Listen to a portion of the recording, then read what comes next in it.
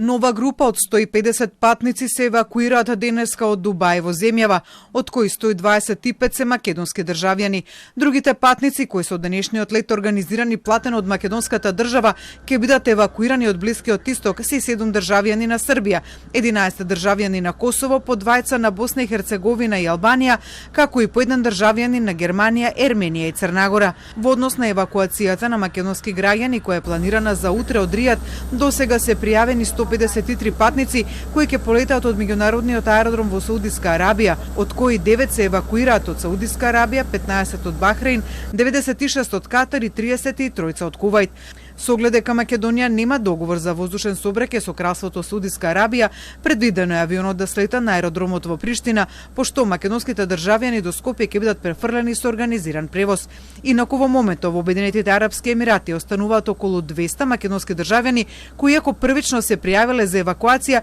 се премислиле, па како што информираат од МНР, во моментов тие не изразуваат подготвеност да се евакуираат. Министерот за надворешни работи пак вчера информираше дека на летот во неделата со кој беа евакуирани 150 патници, 14 македонски државјани кои биле пријавени за евакуација не се појавиле на аеродромот во Дубај, пошто биле контактирани други граѓани кои биле на листата на чекање. Инаку до денес од Блискиот Исток вкупно се евакуирани околу 300 македонски државјани, а со утрешниот лет од Ријад бројката ќе се искачи на над 400.